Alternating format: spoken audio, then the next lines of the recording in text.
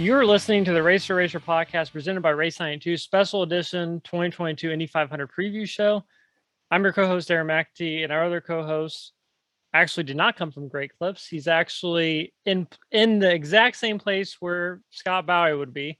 We were joined by current USF 2000 points leader, Jagger Jones.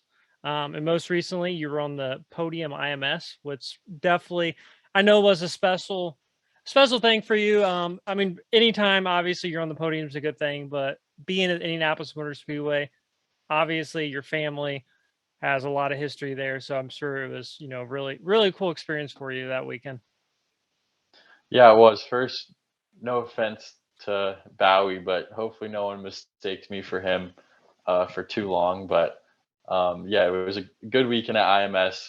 Not last weekend, but the road course weekend 2 weeks ago. We finished with a second and a third and a little mishap in the other race. So all in all, a pretty good weekend, good points for us. We're now leading the championship.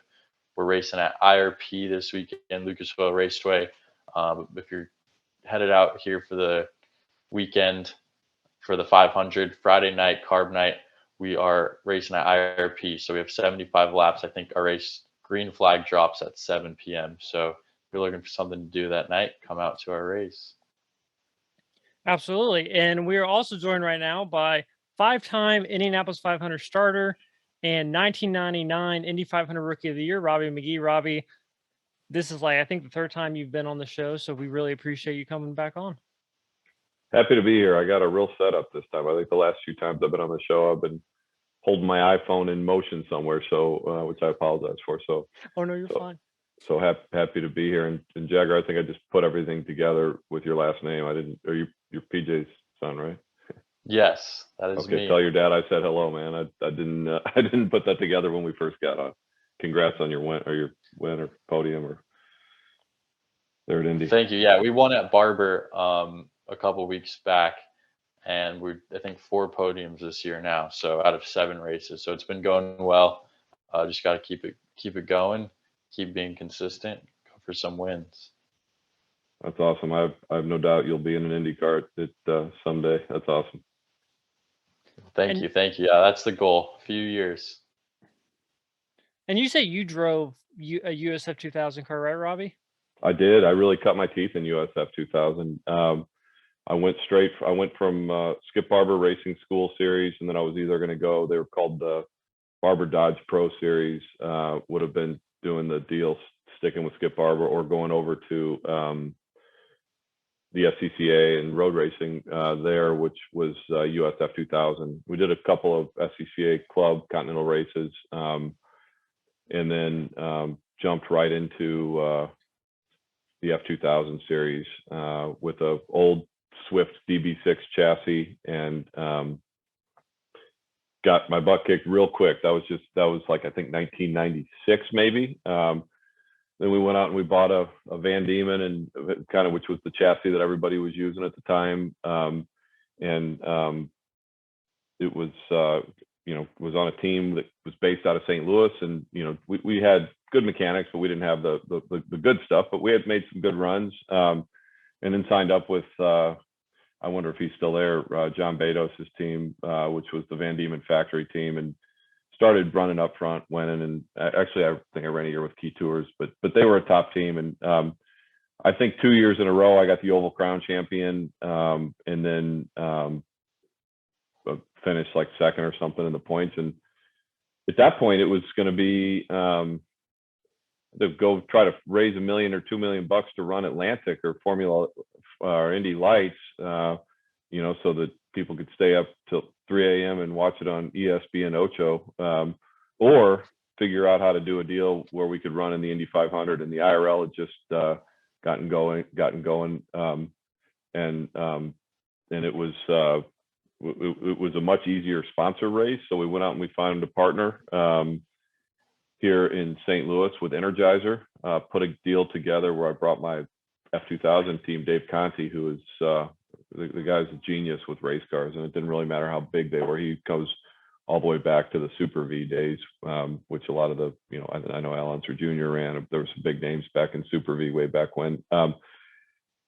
and got up there, and our first real race was the Indy 500. Our first race was the Charlotte race before the Indy 500, which ended in tragedy. There was a car and a wheel got up in the stands, and they red flagged the race. So that wasn't a great first race to have. But the next one was the 500. Went out there and just drove around, and I remember we were running pretty well. I don't know that we were the fastest car, but we were just very consistent. And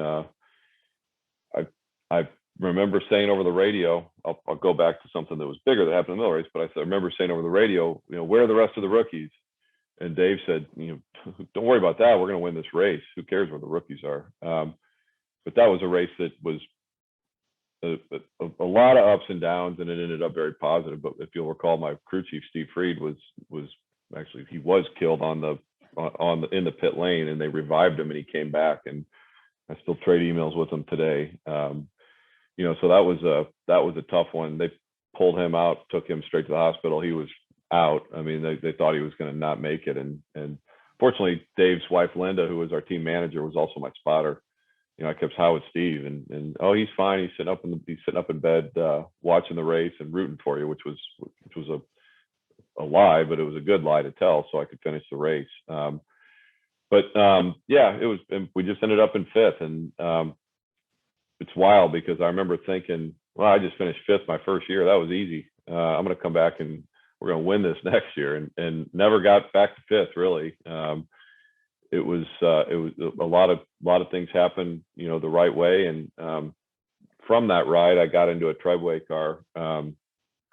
Maybe could have won it in 2000. That was probably the best race I ever had. The car was amazing. And I remember passing both target cars for the lead, and on a restart, my engine popped. So at like lap 100. So, and then it was, I don't want to say downhill from there, but I was on less funded teams for the remainder of my career at Indy. And I think I kind of ran on a little bit there, but it all did start with Formula 2000. And I always used to say, and I don't know how it is now, I'm curious, but I mean, like if you were going to pass somebody, you had to use the grass. This is a bunch of young kids wanting to race Indy cars and not given an inch, or there's no gentleman racing in Formula 2000. I mean, it was from a blocking standpoint, from all that stuff. I mean, it looked exactly like Formula 1 does now to some extent, except, they touch wheels and it's hundreds of millions of dollars. We touched wheels and it was just a bad weekend.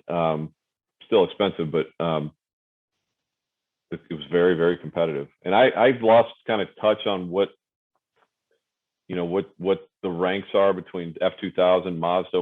When I raced, the Mazda was more of a West Coast Central thing. I think Mazda's in there somewhere in the ladder, but Formula 2000 was ultra competitive. And I got to IndyCar and it was like, wow, he's going to let me go under him without crashing me. That's nice. Of course, obviously the result of a crash would be materially larger on an oval at 220 than on a road course somewhere driving through the grass or gravel. But Formula 2000 is awesome. I'd highly endorse it. And I'm assuming it's still Dan Anderson and his group running it. Is that accurate? Yeah. So it's Dan, and so the series goes, it's USF 2000, and then then Indy Pro, which formerly was Pro Mazda. Okay. Mazda is no longer involved, so it's Indy Pro now, and then Indy Lights, and then IndyCar. And yeah, who makes the chassis, and what are the good chassis? Tatis, yeah. So it's a spec chassis now. Oh, so it they're is. really Okay.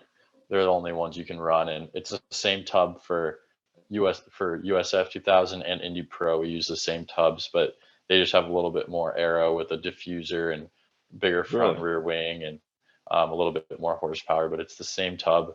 And then when you go to Indy Lights, it's a completely new chassis and car. Is it still Sandy of Quicksilver and Steve Elite making the motors for F2000, or is it a spec motor also? It's still Elite doing the motors. Okay. And it's spec with Elite, so they pretty much control all the motor stuff now. I got you. Cool. That's neat. Yeah, I love that series. I think so highly of it, and I always thought after I finished kind of my racing in my career, where it was all about stressing. Where's in the last few years of mine, I raced with Larry Cahill, who was awesome, and it was his hobby, and he was a heck of a gentleman to put up the money he did to race, to race in there. And I feel bad for some of those guys that got left out of the IRL when it got big again, but or when all the kart teams came back and mega money came in. But it was always stressful. Like, I got to do well. If we crash a car, we're going to race next week. I mean, and it was the career, so you wanted to keep your career. And it felt like that in Formula 2000 to some extent, but Formula 2000, I remember going to the track, having a lot of fun, low stress. This is going to be fun. And I mean, it's, you put the visor down and the green flag comes, you're sitting in your office and you're doing the same thing. But I just had so much fun in that series, to the extent that after multiple years after I finished my IndyCar career, I was thinking, God, I'd love to just go buy a 2000, a Formula 2000. And then the more I think about it, I remember how competitive and how crazy it was. Maybe I could be an old club racer or something. But I love that series. Those cars were so cool. They had such a huge amount of grip. And if you lost that grip, or if you scrubbed speed or whatever, it was punishing because you didn't have that much horsepower to get you going again. So. And I can agree too. I was actually talking to Will Power a little bit this weekend about it, and he's like, yeah, the junior formula stuff is crazy, because he helps out one of the kids that's running against me, and he was just saying how crazy our races are, and just to kind of keep your head down and try to stay out of some of the messes and some of that. And he's like, even if you don't win the championship, it doesn't necessarily mean you're not the best or a driver that can make it to IndyCar, just considering how crazy the races can be and how short they are and the aggression levels. A lot can happen in those races. And I think the gap in IndyCar is pretty close. Like, it seems like a lot of guys can go out and win, but in our series, the equipment is very similar. Especially now with the spec chassis, like you're saying, it wasn't like that before, but like right now there's only so much you can really change on the cars. So it's super close, super competitive. And I think that's what breeds such good drivers. You see guys like Pato, Herta, Kirkwood, all coming through the road to Indy and all having really early success in IndyCar. I love to see that. I mean, I love to see that ladder is actually working. And I don't know if there's financial support or whatever, if you win or whatnot. If you win now, they pretty much you win the scholarship to move to the next series, and it's not 100% covered the cost, but it's pretty close. So they're doing a good job of that. And if you win Indy Lights, I think it's 4 guaranteed races in IndyCar the next year, and including the 500. So it's a pretty good program that they have put together. And I mean, it's one of the reasons why I kind of moved over to this direction of racing, and I'm doing it this year. Yeah, it's cool. It's good that they're able to get that work in, and what a cool series. I've got so many great memories of racing Formula 2000. We didn't have spec chassis, so my final year, which was my best year, we had a Tattoos chassis, and it was so damn fast in the straightaways. We'd do those big rovals where we'd go around Charlotte with one chicane or whatever in a 2000 car. It was insane. But that car was so fast. We got nicknamed the lawn dart because it didn't stop that well, and I feel like I darted a few people off into the grass. And it was really, really well built. It wouldn't fold or break for anything. It was I just remember having so much fun. So have fun while you're at it, because you can still go out there, and again, you don't have to win. It's not your end goal, but it's on the road to getting to your end goal, and it should be fun at this stage. And the rest will come when it comes. I mean, you'll have plenty of time banging on doors for sponsors. For Indy, that's less fun than actually just going out there and having fun and doing what you do good. Yeah, of course. I mean, it's cool to be on this side of racing. You probably don't know, but I was doing a bunch of NASCAR stuff before, and I feel definitely at home now doing more road course, IndyCar stuff. And it's been a good year so far, but like you're saying, it's not all about winning, but at the end of the day, that's the main goal, what you're there for. And that's how I feel like I can best position myself to make it to where I want to be, and that's IndyCar. So. Yeah, no, that's awesome. Well, you certainly have got the family history there, and I'm sure they're giving you great support. So that's awesome. Yes. So would you say, Robbie, so obviously you drove USF 2000. So kind of progressing through the different cars, like how do you think that kind of prepared you for your ultimate goal of driving the 500? Because you talk about how competitive it was in the USF 2000. Like kind of how did that competition level change when you got into Indy cars and eventually the Indy 500? Well, I mean, I think it's the same thing. I mean, a Formula car is a Formula car. One just has more horsepower, and it's a matter of my first test in an Indy car was so fast. Like all I'm doing is hanging on for dear life. I was having fun. I had the biggest grin. I was ear to ear grin. You know, feeling that horsepower and going that fast. It's like holy crap. But you know, at the end of the day, your brain catches up after getting used to it. Your brain gets used to the speed. You slow it down. You're in a big Formula car. It's the same thing from a competitive standpoint. There was a huge dollar spread in terms of you know, at Indy, and I can say, you know, Formula. I mean, I'm sure there were guys spending 50 grand around F2000, and they could go out and they could have fun every single weekend, but they were never going to win. The good teams in F2000 when I was there was about a $200,000 budget. You know, so in the variation was 150 to 250. Any of those guys could win. But at IndyCar, you know, it's like, you know, something with Larry Cahill, we were about $2 million a year, you know, while Penske was spending $10 million at Indy alone. You know, so it's a little bit of a, I mean, you're in the big show, so who cares? You know, at the time when I first did it, I didn't care if I just wanted to make the race and like, holy, you know, walk out onto the grid at Indy and get in a car. It's like, that was your first goal, but then the goals move. Then it's, I want to win a race, or I want to finish top 5 or top 10. And at IndyCar, at that level for me and the different teams I ran on, and Jagger, I'm sure your dad would say the same thing. Like, you set expectations. You determine, if I get 10th place in this car, that's a win, and I'm going to celebrate it like it's a win. You know, there were a couple of years where I had a car that could have won. One year probably with Treadway, and you know, we were up in the top 5 all the time. But then the next couple of years I was running with Larry, and then I ran PDM in 2004, and that turned out to be one I just wanted to like survive. Because you know, we got a car last minute. I got 4 laps in it, and it was supposed to come over from Robbie Gordon's backup car all set up, but it came over without suspension on it. And I said, "Who's our engineer?" And you know, at the end of the day, regardless of how we got there, there really wasn't an engineer. So we put it on, and I remember starting that race and like, I got to come in or I'm going to crash. And it, you know, that was kind of towards the end of my career where I wasn't having fun. You know, when you get in a bad car on an oval like that is just not fun at all. I mean, it's terrifying.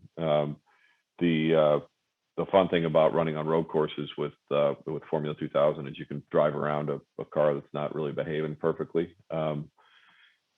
But with that was the biggest difference, going from just muscle in the car, even if it wasn't listening to what you wanted, to really understanding and reading what the car is doing. Because you can have all the lasers on the ground in the world. Nothing's better than driver feedback. And in F2000, I think, you know, there was certainly feedback. It's loose, it's pushing, whatnot, but it was just at a very basic level. And then my engineer was way smarter than me, and he would just do something. I go, okay, that felt better.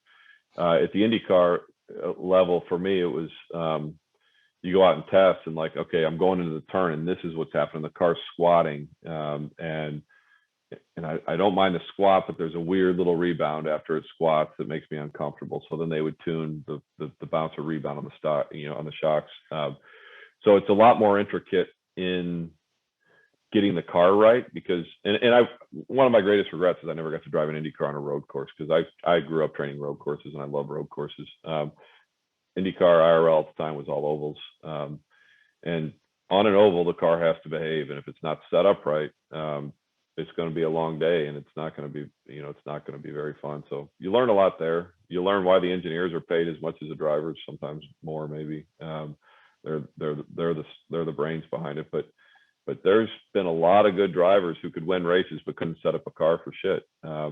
you know, and I think they're known. They let their teammates set the car up and then they just go win the race. So there's multiple skill levels in that. And I kind of was, I always said I had a very, you know,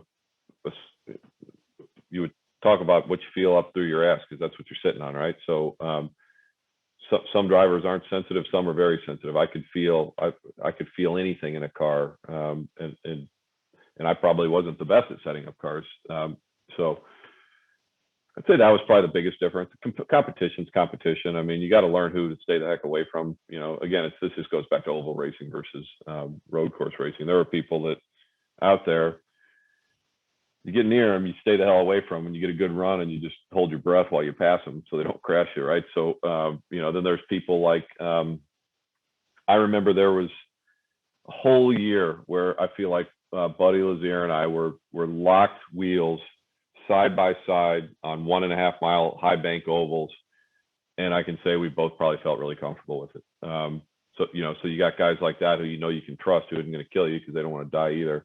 And then you got people like, you know, that you don't know, and that's kind of the wild card. To be a driver that people fear could be considered a bit of a advantage because it works, you know, it works to your favor. No one's, you know, they're going to be real careful coming around you, and you know, that makes you more competitive. So I think again, knowing your surroundings a lot more. I just remember Formula 2000. I mean, there's just 30, 40, 50 cars on the track, and it's just mayhem. It was fun, but you just get through turn one and just, you know, that's a matter of just surviving and, you know, and again, just having fun through the mayhem.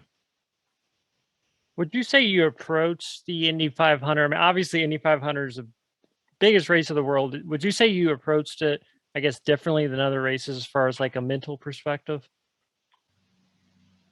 I mean, my goal as a child, you know, and I wrote this paper that was all over the media when I was doing it, and it drew a picture of a car. I mean, my dream was to drive in the Indy 500, start and finish, never changed.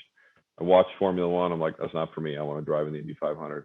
I looked at every single Indy 500 race qualifying I could as a kid from 8 years old to, you know, until I was driving in it. So, of course, I mean, it's you know, it was everything. It was awesome, and it was, you know, finishing an Indy 500, regardless of where you finish, is a huge accomplishment. It's a really hard track, and it's barely just one track. It's like a living being. The wind changes. It's so big and it's so far apart. Like, you know, you may need a different handling car for 3 and 4 as you do 1 and 2, and then different for 1 and between 1 and 2 and 3 and 4. So and you also used to be there for an entire month, you know, running at full speed. It's like, you know, you go in, this is the greatest race ever. I don't remember what Al Jr. said, but he said something like, you just don't know what it is, what Indy means. You don't know what Indy means, yeah. Yeah, and that's every single one of us feel that. I'm legitimately sitting here getting goosebumps as I talk about it. That's what it means. So I mean, it's a hard track. It's, you know, you go to Texas or Charlotte, or we obviously don't go to Charlotte or Atlanta or whatever, the high bank tracks, most tracks, they're easy to drive. I mean, you just, you know, the cars have too much downforce. Indy is like a phoenix where you actually have to drive the car almost like to a road course extent, except you're hauling massive ass. You're going 235, 240 into turn one. And if something, as someone who's hit the wall at Indy, it is not something you want to do like ever or once or twice, you know, or really ever. And you know, everybody will, you know, there's those who have, and there's those who haven't yet. But it's not pleasant. And, you know, so it's a high stakes game. You know, a couple of years we had a backup car. Some years we didn't. It's like, I got really nervous going out for carb day. It's like, I'm in the race. Like, but what I don't really want to go out there and drive around right now, because if I crash, I'm screwed. Sure. You know, so it's just a really high stakes weekend, full of emotion. I got to say, there's nothing that makes you think you feel with less worth than sitting on the bubble and just watching cars not take shots at you, or just not qualifying. We didn't qualify in 2001 because we had a huge accident. I broke my leg and my back, but I was back in the car with a leg brace on and just could never get the car figured out. And it may have been in my head. I don't really know. I've been on both sides of it. It sucks. But then it's also the coolest thing in the world. When we finished 5th at Indy, it took me weeks to come back to reality, and we didn't even win. I finished 5th. That was the coolest thing, ever. And it turned out to be my probably biggest accomplishment. Unfortunately though, if you Google me, the first thing that comes up, my most notorious performance was being the first person to hit the safer barrier, soft wall, which I'm not super excited about, but people who know me now that I've never known, I'm going to look you up, dude, you hit the wall hard. Are you okay? Well, no, I'm not okay. You know me. Joking. You're probably thankful though that you weren't the last person to hit a non-safer barrier wall. Yeah, my hit was I hit 200. I was 218 miles an hour going backwards into it, probably about the wrong way, and but instead of deflecting off going backwards, it caught it and flung it around once the gearbox dug into the wall and flung it around, which still is better, but it was 2 75 G hits versus 150 or whatever G hit, which would have knocked me out and maybe caused head injury. I remember hitting the wall so hard, and they're right on the radio. They came and they go, "Are you okay?" And I went to say yes, but all I could say was I couldn't punctuate, or I couldn't even get a word out of my mouth because I was in so much freaking pain. It's like getting a Charlie horse on your body everywhere at the exact same time, and a really bad one, with a bad headache at the same time. So it was bad, but I was awake, and I felt pain, which means I'm alive. So it was a win. I'm glad it was there. I would not encourage anybody to hit it. There's nothing soft about it, but it did probably save my life, or save my brain. Right. So when you ran, there was 2 full weeks of practice, right? Because that was when we had basically the full month. Yeah, I mean, it was. Yeah, I think it was 2 weeks. I remember I would drive up there, and then I drove home. I might have driven home after pole day, maybe. I would be back in St. Louis for for a week between, after we'd already qualified or after something. So it was the full month, and I think maybe at the end they abbreviated it a little bit, which is I remember hearing, I when I was growing up watching, when I was racing in F2000. I mean, we were at the races with some of the Champ Car stuff, and I remember hearing Paul Tracy talk about Indy. It's like, we don't want to, something along. I don't want to go there and drive 240 miles an hour every single day for a month. Someone's gonna die. I mean, because it's so crazy and fast.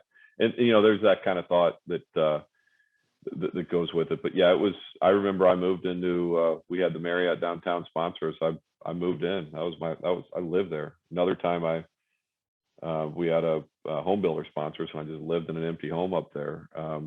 And for a week we wouldn't have done that. I mean, that's when we were there all month. We'd run one. I liked it because some days you'd run. They were like, "Yeah, we're not going to run tomorrow.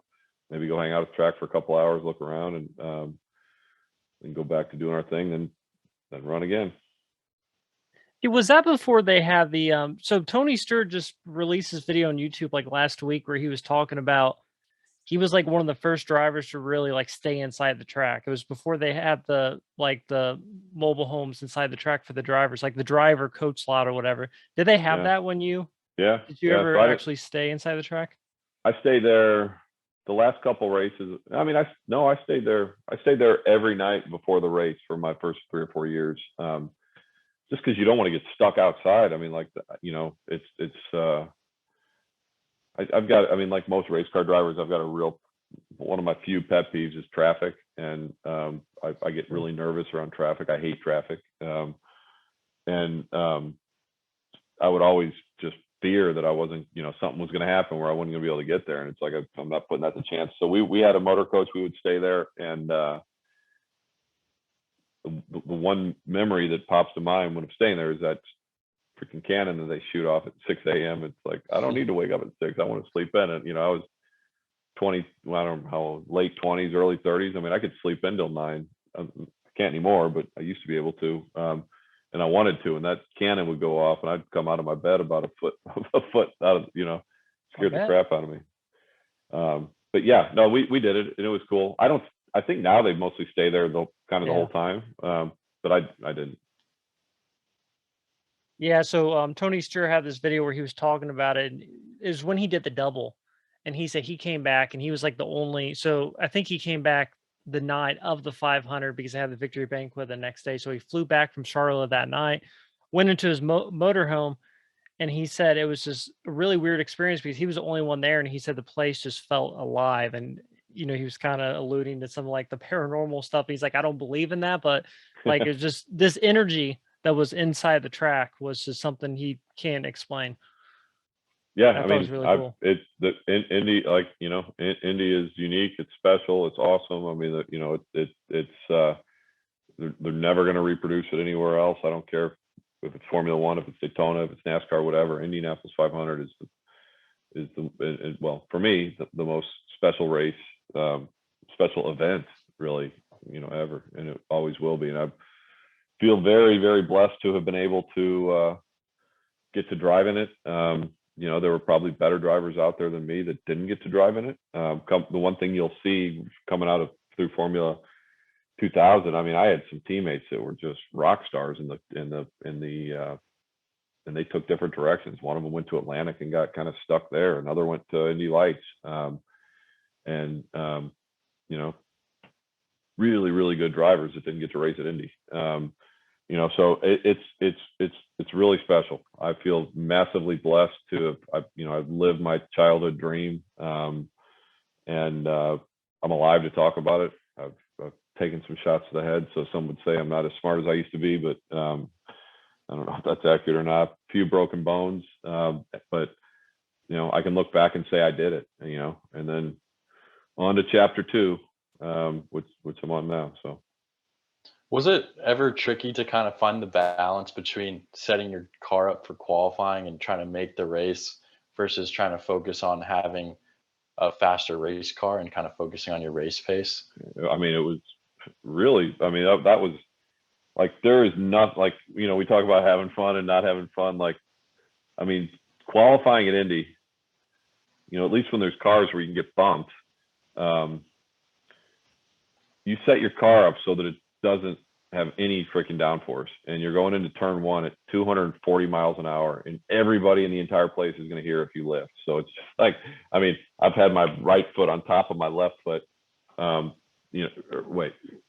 left foot on top of my right foot, holding the throttle down, but still somewhere in there, like, you go back and you look at the data and there's just a little baby lift. I'm like, I didn't lift. They're like, it says what it says, it's like, so yeah, that may have changed. I'm going to make a estimation here, and I don't know. I don't think I've really talked to anybody about it and really know, but especially I was looking when those cars had all that aerodynamic crap on them. I'm glad they got rid of that. I think that looks horrible. But that's just my personal opinion. I don't know how many years ago that was, but the last iteration of the Dallara just had aero everywhere. And to me, it looked like it was just, it looked like they were just flat everywhere. Like, they had enough aero. They had way more aero than they had engine. So it looked easy. Again, I'm just going with what I saw, and I don't know if that's the case or not. And if that, when that happens, you just try to, free the car up as much as you can, from aero drag. And then, whoever does the best at that and can still hold on, you still go flat everywhere you go. My first year qualifying at Indy, it was before they redid the track. It wasn't like it used to be where they took the cars all the way under the white line, but you had 2 wheels way under the white line. And it wasn't flat, man. It was, you'd be going fast, and it was definitely a lift. Never really a break, but a good lift going into 1 or 3, depending on where the wind was. So I don't know, what question was I answering? I got lost in my. Just kind of finding the balance between trying to set your car up for qualifying and trying to make the race. Huge difference. You're qualifying at 230, and then a race lap is 212. So it's, and it's like, how is this, and then the fastest race lap is 219 or something like that, but you're qualifying at 230. So massive difference in the car. A race car is easy to drive, as it should be. It should be stable. If you get, lose the air or whatever, you should have enough downforce to offset any sort of loss of air on either wing. But I don't know if that's still the case. I don't know how the cars are now. I can tell you, when I was driving, there was a big difference. And I'll tell you one of the coolest things I did. I jumped into a Panther car bump day after having 4 laps in the car, but Sam Hornish was driving one car and Billy Boat was driving the other car, and they were both pretty fast. And I got in. I don't remember what I qualified, but I think it would have been top 15 if it were on the first week, but it wasn't. So it was way in the back. But I ran 4 laps, ran like a 2:18, 2:19, 2:20, whatever. Or no, I ran like a 2:20, which would have been fast enough to get in the race. And I remember getting in it for qualifying. I think John Barnes winked at me. He's like, "It should be good." I'm like, "Okay." 2:24 immediately. I'm like, "Well, we need to do that all the time, whatever we did for putting qualifying." So I think they just tape up all the vents and, clean it up. But it's a different car. You couldn't race a qualifying car. You'd be in the wall on turn 1. Speaking of which, if you want me to lead into Indy at turn 1 on the start, if you're not in the first few rows, is something that's undescribable and something you just got to experience to know what it's like, because the turbulence that all those aero on those cars in front of you makes is just crazy. I remember I started 27th my first year. First of all, you can't see because it's like brown, whatever, from the exhaust. But then you go in expecting the car to turn. It's like, why isn't the car turning? Because there's just then it turn. There's just a ton of turbulence. It's like flying an airplane through a thunderstorm almost. So it's that's an interesting phenomenon. That's one that for people who are doing it the first time, I'd recommend just chilling out. You can catch back up, but don't go in there balls to the wall or you're gonna hurt yourself. What so obviously you were in 5 Indy 500s. What was your favorite? Like, did you have a moment like maybe the pre-race or the parade, or I don't know, just something during the month? Was there something that happened during the month that was always like your favorite thing about the race? I love the kind of the fanfare around it. To date, the thing that just gets me every time is back home again in Indiana with the balloons going. And then the military jets flying over. I mean, it's no balloons this year. There's no balloons this year. I think I heard that. I don't understand what was the reason. Environmental something. There were some environmental groups that got involved and basically got to shut down. They like to ruin the fun, don't they? But I heard rumors of people saying that there's going to be people locally that are going to still be letting off balloons. Yeah, I mean, there's so many political pressures from every direction. It's ridiculous. I'm surprised we can even run gas cars now. I mean, it's don't get me going. Right. So that whole deal of back home again in Indiana. Is Mike Rowe singing that, or who sings that now? It is Jim Corneliuson. He's the guy who sings he sings for the Chicago Blackhawks. Okay. He does a really good job. I mean, obviously, I don't think they're ever going to be able to replace Jim Neighbors, because I think that was Jim Neighbors was just part of the festivities, just him being there. He was amazing. I remember right. I got talked into doing the fashion shows. There's a Cara fashion show, which is I want to say Betty Rutherford put it on when I was doing it, and we would show up and Jim Neighbors would be there, and it was just I love all that. I mean, I love Indy. I mean, I love Indy even if I'm not driving. From just the event standpoint, and being on the inside of all those celebrations and the parade, riding around. I mean, it's just cool. I mean, you meet a bunch of people. I mean, there's so many ancillary awesome things related to Indy. That's it. If there's a driving moment, I'd say it's after qualifying.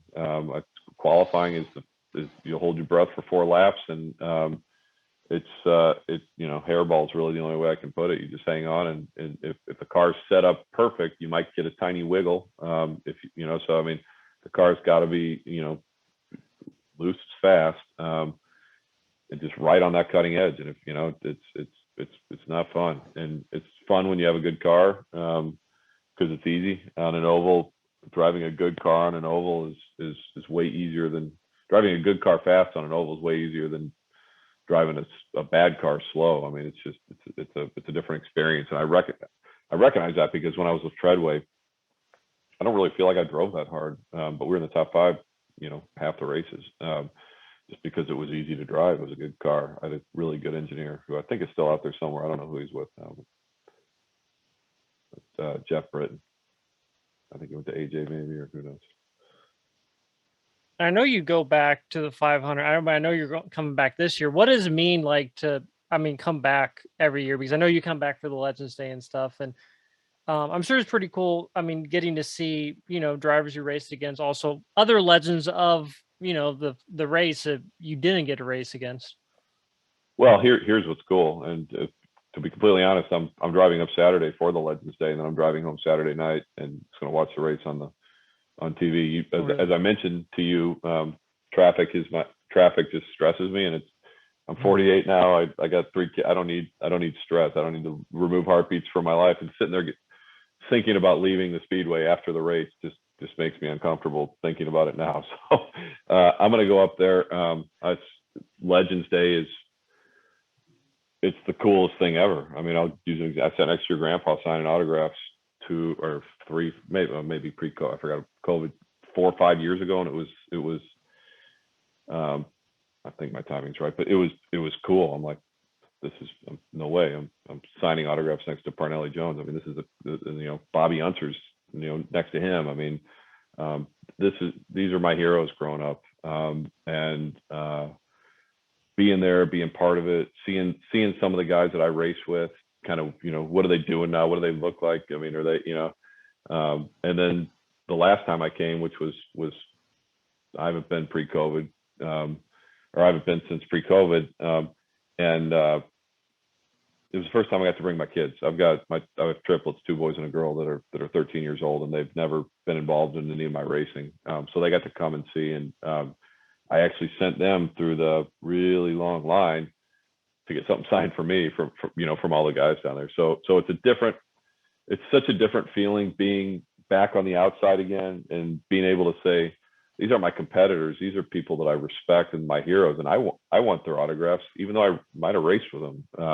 Cause I want to put up a picture of an IndyCar picture with all these guys' autographs. And my kids have pretty short attention span, so I don't think they made it through the whole line. But I got a few, and it was fun. And I'm in a picture on the 2. I don't remember what it was, but it was the year it was probably 5, 6, 7 years ago. They had the most IndyCar drivers back ever. It might've been the 100th, or I don't really know. Yeah, it was probably the 100th. Yeah, 2016. They had 230 something living IndyCar drivers in a picture, and just to be part of that. I have it framed up in my house. It is so cool. All the guys were there. It's really, really awesome. So that's what I go for. Just to feel part of it again, feel like, sign my name on something other than the front of a check these days. It's kind of exciting. What and so it's funny because we talked to a lot of drivers that don't want to come back to actually watch the race, and I think part of it is like it's just they have this like competitive part of them where they feel like they're, I don't know, maybe even though they're not really able to race in the 500 anymore, but they just feel like they're missing out. And so many guys we've talked to don't come for the race unless they're somehow involved in it. Do you think like you have that a little bit? No, I'm past that. So there, for 5 years after I stopped racing, I was just like, I didn't want to go, because when I go, I'm like, man, why'd I quit? I should do that. Racing is in your blood. It's a passion. It's not something you just decide, hey, I want to do that. Hey, I don't want to do that. So I was born with it. I grew up watching the Indy 500, before I even knew what it was. My mom was from Indianapolis, Anderson area, and her father took her to all the races. So he took us when we were kids. It was, it's not something you just turn off, right? So when I got done racing, of course, it's like, I wish I could still race, but I'm not going to sit here looking for sponsors. If Roger Penske or Chip Ganassi called me, yeah, I'd love to go race. But there's just, I ain't going to happen. And if I put together a deal, it's going to be, it's going to be with a lower budget team. And it's like, I've done it to say I've done it. and now to keep doing it that way is just, puts your life at risk to finish 10th. Like I was kind of done with that. So I just made a cold turkey decision. I got to stop, move on to chapter 2, into a business career, which has its own challenges. But for the first 5 years, I didn't really go back because it's like I could hardly even watch it because I'm like, why aren't I out there? Why aren't I out there? Sure. But then I turned around and I utilized whatever connections I had and whatever, goodwill I created with the series and stuff to bring clients and utilize it to give people who would not have otherwise had special access, access into IndyCar. And these particular people were large clients of mine and giving me money. So it kind of worked. I started doing that, started having fun, started feeling what it feels like to drink a beer at Indy. I mean, I never drank a beer at Indy because I was out in the track and I had to I never even drank within weeks or a month of getting in a race car. So it was nice just to go there and relax and see it all in a relaxed and non-stressful environment. Once I got past that, why aren't I in the car? I think in 2005 I went back and was holding the helmet in my hand in case Robby Gordon had to get out of the car. He was going to do the double, to Charlotte afterwards. And if he didn't finish, I was going to get in the car and finish. I don't know, something crazy like that. But then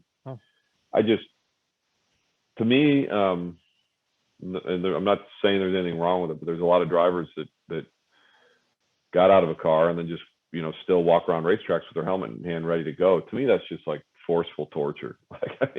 Because you're not going to get a ride all the time, any of the time, most of the time. Maybe you get a ride one time. But that just wasn't for me. And I've had an opportunity in the business my father was in to get involved, and I did, and it's turned into a very, very good and lucrative deal for the last 20. I mean, it's crazy to think my last race was 2004. That's 18 years ago. Hard to believe I'm that old. But it's just time to stop and move along.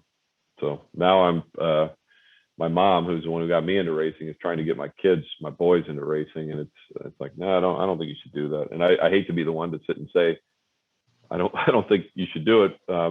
I never was, when I was growing up, I guess I was never put in a position to play stick and ball sports. My kids are really, really good baseball and really good hockey players, and my life consists of driving them around to these different sporting events, and I love it. But my mom's throwing in the go-kart stuff, so I mean, it could be, it could happen. And every now and then the kids are like, Dad, I want to be a race car driver. I'm like, no, you don't. Like, yeah, I think some people don't understand. It's not just like football or baseball where you can just go out in your backyard or go down to your local YMCA and join a league. It's a very tough bridge to go across. And once you do, it's kind of, you have to be full in or full not. I mean, for me, like you're saying with your kids around that age, 13, I was just stopping to play all stick and ball sports, stopped really having a lot of time to go hang out with friends, go to birthday parties. It was, you're traveling across country, going to racetracks. And I totally agree with that. I mean, yeah, you can kind of go out and have fun in a go-kart and keep it as that, but it's super hard. That's what, when I got my first go-kart for my birthday, that was the plan. And within a week I was registered in the first national or regional race in California. So it doesn't really, especially we're racers too. So it's kind of hard to manage that, but it is. I'll let it happen if it happens. I mean, it's not, I mean, again, it's like, I know, and I deal with so many really good kids around St. Louis. I'm one of, I think I'm probably the only IndyCar driver from St. Louis, in the last 50 years or that's alive. And I know a lot of business leaders and such, and they're getting all these proposals. They'll call me like, hey, this kid's a really good kid, and apparently he's a really good driver. Can you give him some tips on getting into racing? And it just brings back the levels of stress and I mean, you got to be persistent, perseverant. It's how do I, the question is, how do I go get $200,000 to go race? I'm like, in a series where it's not televised, where the marketing efforts aren't strong, or there's really no good reason for a business to be involved in it. I mean, and I know that as a business leader now, what would it take to make me want to sponsor a car? And it's, and I realized the request I was making at the time, maybe we're not, you got to find a CEO or a business owner that loves racing, for one, and wants to help you. There's really no measurable, and I could be wrong, and I could be, Dan Anderson might want to hit me in the face after saying, is there any real measurable marketing activation or response, from a series that's on, late at night and so on? And the answer is, if I didn't have family support, there's no way I would have made it. If I had to go find a sponsor for every year of Formula 2000, and that's it's expensive. And of course we found, like, usually family, friends, someone with a business, whatever, that would put their name on and give it a token amount. It's just a really challenging path. I mean, and I'll tell you, I sat there at the St. Louis Auto Fan Club or whatever when I was driving IndyCar, and just right after my rookie year, and I showed up there, and I was probably the most accomplished driver, and there was this guy named Carl Edwards there that I'd never even heard of, and he said, "There, man, I really want to race, and I'm racing. I play with remote control cars and stuff, which I happen to like also." So we're talking, and he's like, I'm going to try to do this. I want to try to do that. And I'm like, yeah, man, good luck. And well, now look, now look at him. He's had a way more successful racing career than I did. So it can happen, man. And he used to, I remember he used to walk around handing out his card, say, "You need a driver, I'm your guy, and this is why." And it worked. But, for every one of him, there's those that don't. It's just a really challenging path. I mean, so as a father, I want my kids to succeed, and I want to set them up to succeed. And I think the best path for that, the most doable path for that is, playing hockey or playing baseball, because we can do that in our backyard. We can practice like hell. And I'm sitting here saying all this when it's the exact opposite of what I did. I did what you're doing. But the reason I did it, and the reason I had the support, was because I had the passion. Like, I woke up, that's all I could think about. And it was obvious to my parents, who were supportive, specifically my mom, like if my kids came to me and said, "That's all I want to do is race. I want to race. I have to race. I have to, I'll go get good grades if you let me race. I'll do this if you let me race." I would do it, but they're not really doing that now. So I'm not going to intentionally aim that direction. I'm assuming it's still in the blood somewhere, but we'll see, I guess.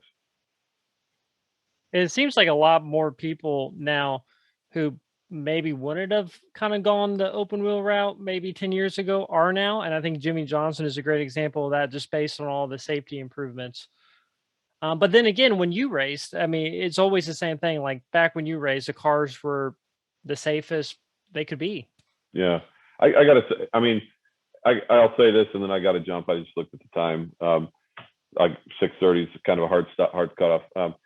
Jimmy Johnson, I've kind of just paid attention because I think it's interesting that a NASCAR champion's coming over to IndyCar, and for whatever reason he chose to do road courses, maybe from a safety standpoint. I don't really know, but I don't really feel like he did anything super impressive. Last year or whenever he was racing, he was always towards the back of the pack, which makes sense. It's not like I'm not ripping on him. I mean, he's obviously a good driver, but if you've never driven a formula car on a road course, and you just decide to start, you're not going to be at the front. But it's pretty cool seeing him where he is. I think he was running top 5 or top 10, a lot of the practices, and to see, I think he qualified 12th. That might have been my best ever qualifying in Indy. And it was, it's cool. He's obviously the real deal. No one ever doubted that. But to have adapted to an IndyCar like that, because it really is different. And Jagger, you may know, you would know more than I do probably, but I remember driving only NASCAR I ever drove was a Richard Petty school.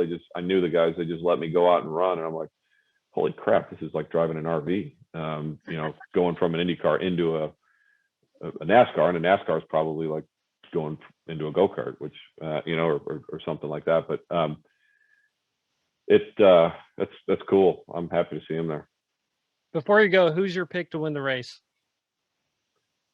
This is coming from who I want to win the race. This isn't a pick based on what I know. Well, I think I know who you want to win the race. Yeah, Connor's my buddy. I want him to race, or I want him to win. I think I also want Helio to win. It's kind of special when guys that I drove against are still winning, and I've been racing for 20 years or whatever. But Scott Dixon. I mean, what do they call him, Iceman? I mean, like, the guy's just consistent. He's consistent, and I think he's probably got a good chance. And even though Helio's starting far back, I mean, that doesn't really mean anything. We've seen some drives through the field, and if anyone knows how to win in Indy, it's him. So that's it. Can I hear what your guys' picks are for the win?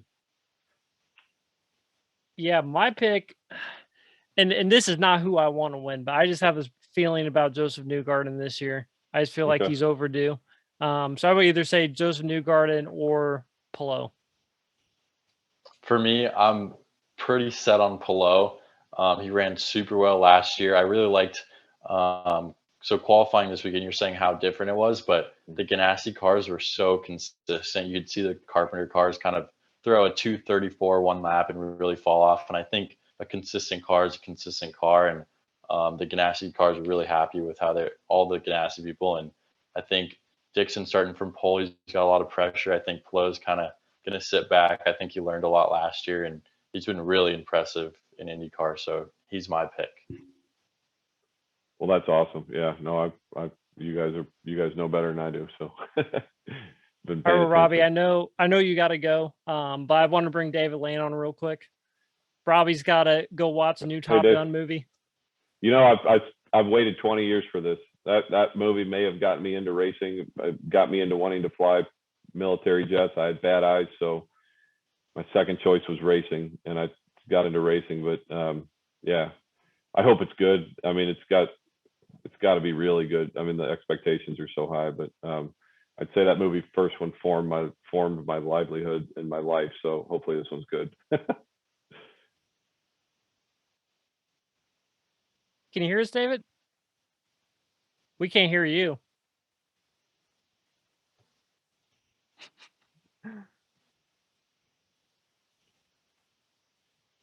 There might be a joint audio button. Yeah. All right. Jagger, it was good talking to you. Good to meet you. Say hi to your dad for me. I haven't seen him forever. And, Aaron, thanks. There he is. Got me? All right. Hi, Robby. Nice to meet you.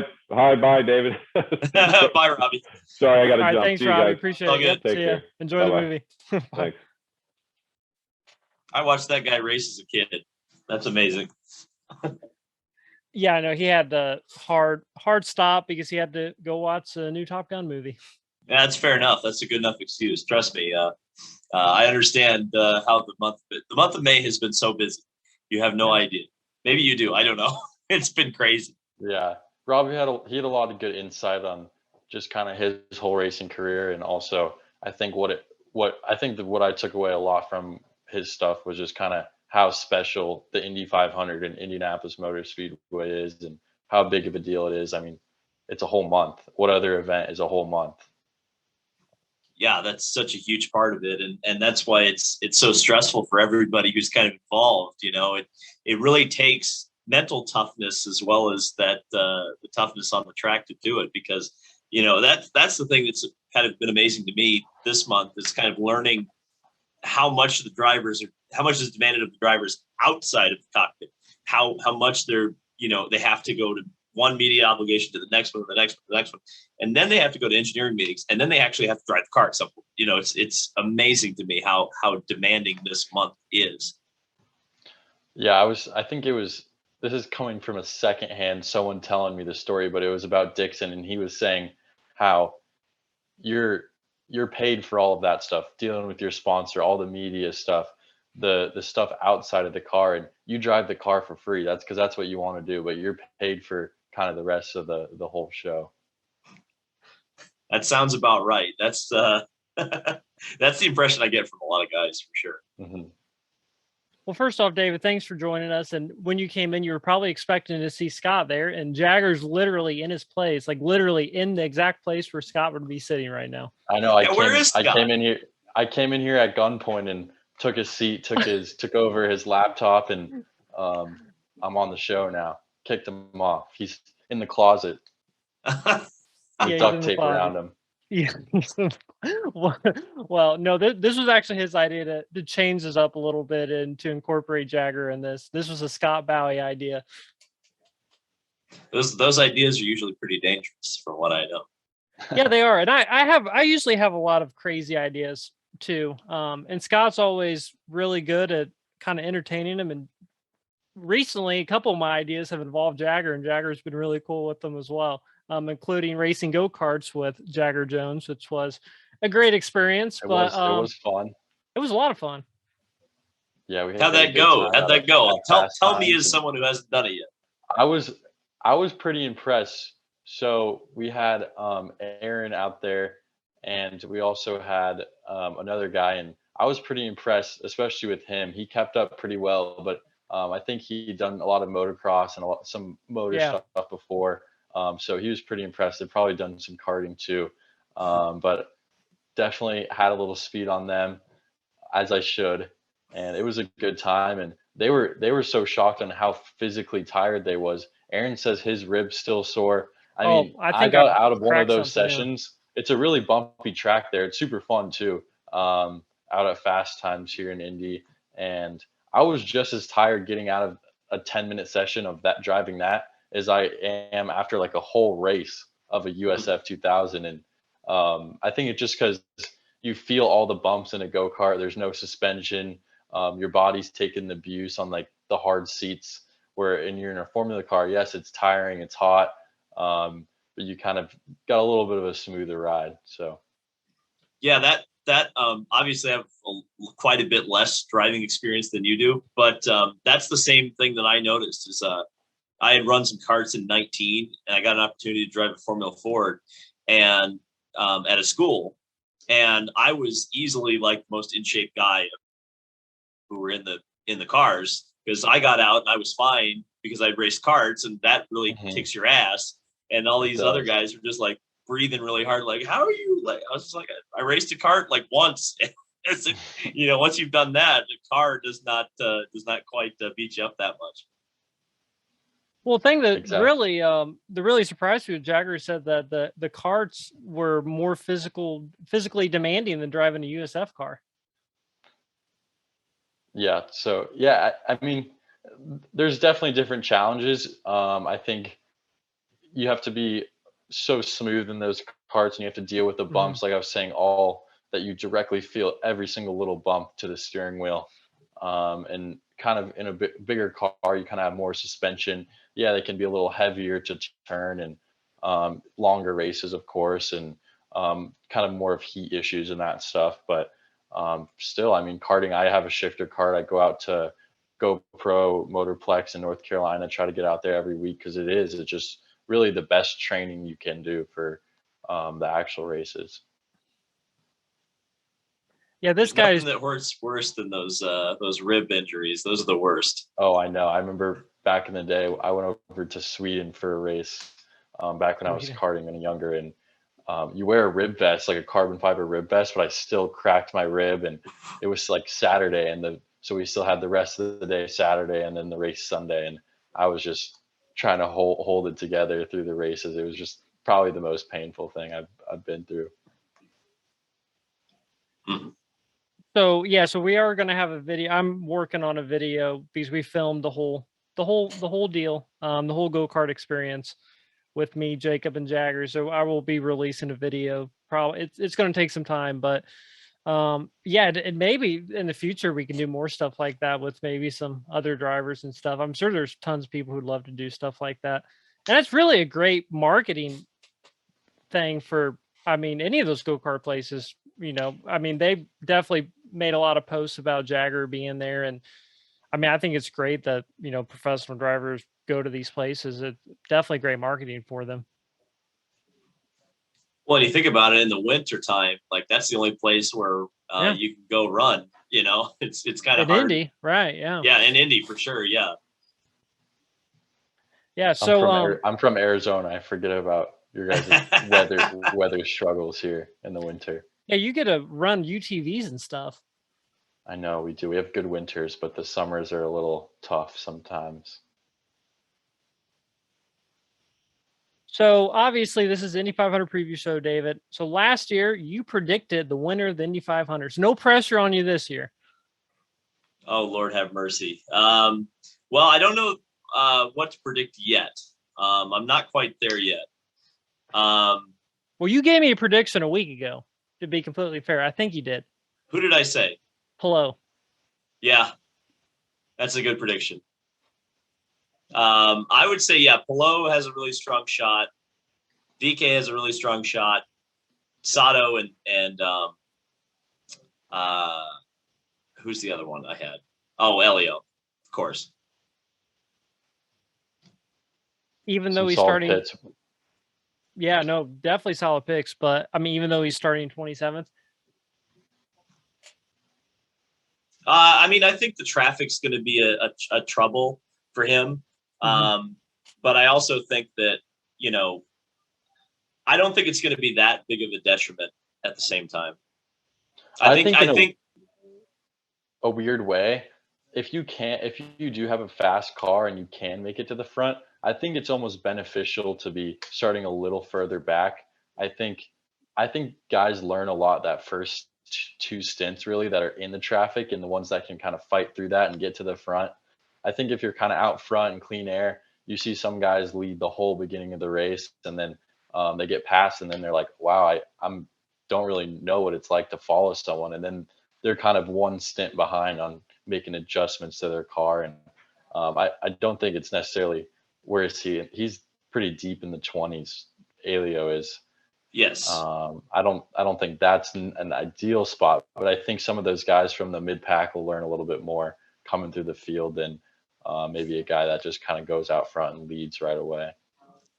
Yeah, I think the thing with Elio is that I think what all those guys in the back are hoping for is a lot of yellows, because that's what everyone didn't get last year. And so Simon probably had a car to win, but ultimately, you know, his path was kind of blocked by the fact that he had to make all those spots up under green, essentially. And I think with so many fast cars starting in the back, I think we will have a little bit more attrition this year than we have had in the past. But that's going to be the key to Elio, is staying out of trouble. Oh, absolutely. I agree. Sorry to talk over you. I think, like you said, there's a lot of fast cars that we were just talking about this earlier, how different qualifying is in the race. I think a lot of the Chevys didn't have especially the Penske cars didn't have that qualifying boost speed, but I think they have really good race cars, as we've seen that in the past couple of years, where they don't necessarily come out blistering fast on pole day or qualifying weekend, but then they're a huge factor in the race. Yep. I think that, and that's the thing that's been so weird about the last 10 years of the 500, is not necessarily the qualifying doesn't necessarily reflect the race because of how different the cars are. You know, you don't race what you qualify anymore. So that's kind of, I think we sometimes get a bit of a false reading, like you say sometimes.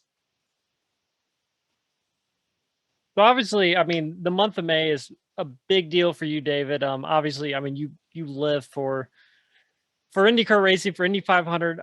What, are you still there, or did? Oh yeah, I'm still there. Oh, sorry. No, you're good. I was gonna make sure we good. didn't lose you. No, not yet. No, not yet. No, I have to live for this month, guys. Come on. I know. But I mean, you have a whole squad with you now the track. So you got Kyle, who you've always had filming you, and then now you have someone doing a vlog, Joe, right? Yes, Joe is doing the vlogs. We just had one go out today. Yep. We did 4 videos today.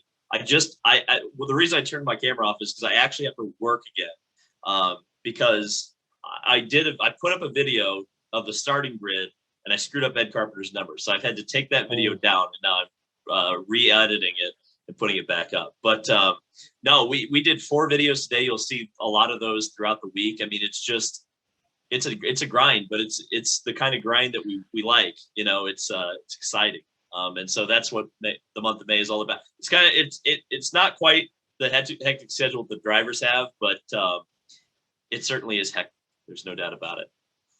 Right. And the big thing, like Jagger was talking about, like that he really got out of our conversation with Robby McGehee is just how much, Indy really means to drivers and to people. I mean, even a fan, like obviously I've never driven a car at the Indianapolis Motor Speedway, but just when you go underneath the tunnel and once you're in the track or just on the grounds, you just like get this energy that's hard to explain.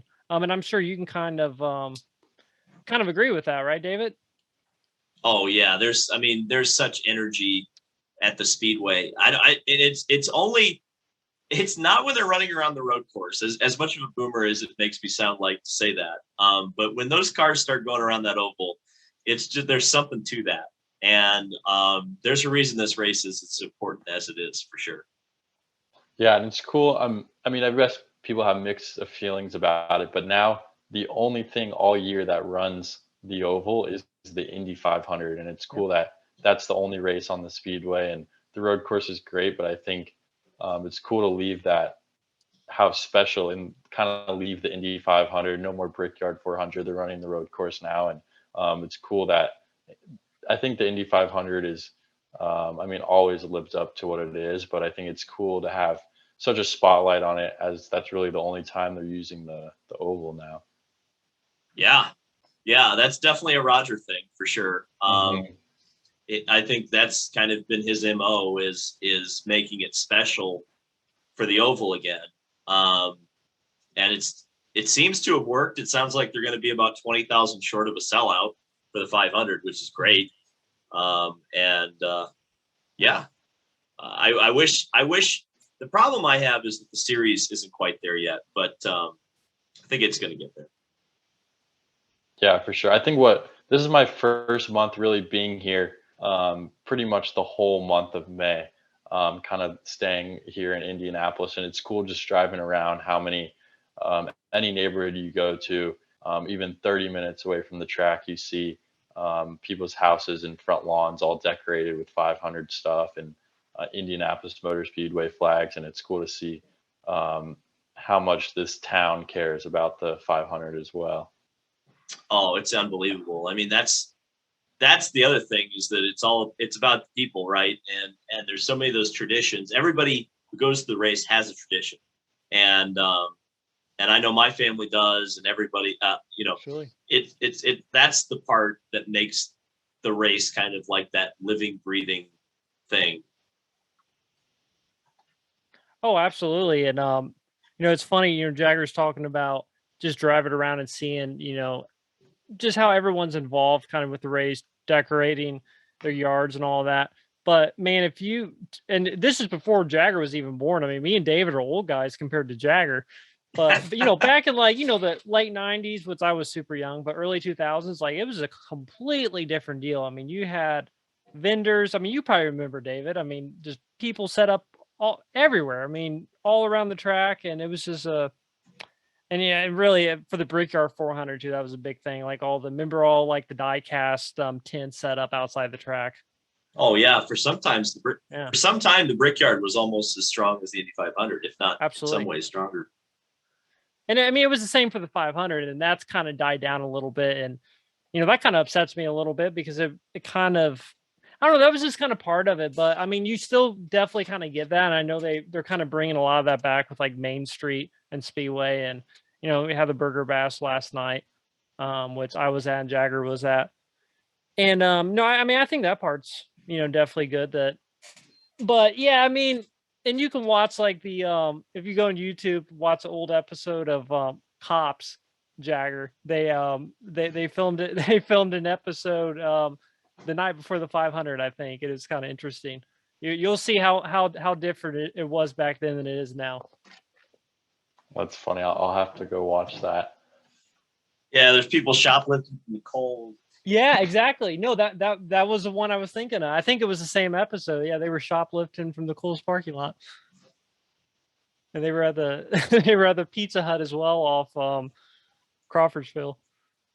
But it's not a Pizza Hut anymore, but it was the old Pizza Hut. The new one sucks. We tried to eat there, and it was really not great. Man, what are David Land's favorite restaurants to eat at in Speedway? Union Jack's is definitely one of them, right? Union Jacks is good. When I'm feeling the right move, Dawson's is good. Charlie Brown's is just, exceptional, especially for breakfast. Mm-hmm. Very busy during this time of year for sure. Have you ate at Charlie Brown's, Jagger? I have not. I've been to Union Jacks.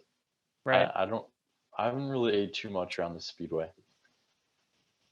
You definitely have to experience Charlie Brown's at least once. It's known for their breakfast, but I guess they're open pretty much all day. Yes, I'll have to go. I know you guys were mentioning Pizza Hut. Fun fact, I honestly don't think I've ever been to Pizza Hut, for better or for worse, but I don't know if that's a bucket list item. Well, if you can find one you can eat inside of, but that's the problem. You can't really find those anymore. Yeah, that's true. Or the Pizza Hut and Taco Bells that are like together. I know there's some of those around. Oh, I haven't seen one of those in a very long time. Right. Those are the real vintage ones. So obviously we just had a qualifying weekend. How surprised were you, David, that Scott Dixon was on the pole? No, not surprised at all. Right. I don't think anyone was. That was surprising, for sure. Yeah, I think it was crazy that first lap he put up, and I think it was even crazier how he backed it up. I was sitting down there in pit lane. You could just hear all the fans going crazy with just the first lap, the second lap, the third lap, and especially the fourth lap, especially when they saw 2:34 average. The place was just electric. Second fastest run in history. That was pretty special. I mean, on the last lap, I kind of soaked it up and drank it in and said, all right, this is it. I mean, this is the closest thing to Ari we've seen in a very long time. Do you think that we'll get any closer to Ari's speed in the next 5 years? I'll say provisionally, yes. I mean, I think the next year, if they do the same amount of development, the conditions are good. If it jumps 2 miles an hour, you're in the 236 range, so they could get close. Yeah, it's kind of crazy how much faster that one lap or that one run that Ari did is. I think the conditions, they were pretty good this weekend, especially on pole day, but I think a little colder could really bring it up there a little bit more.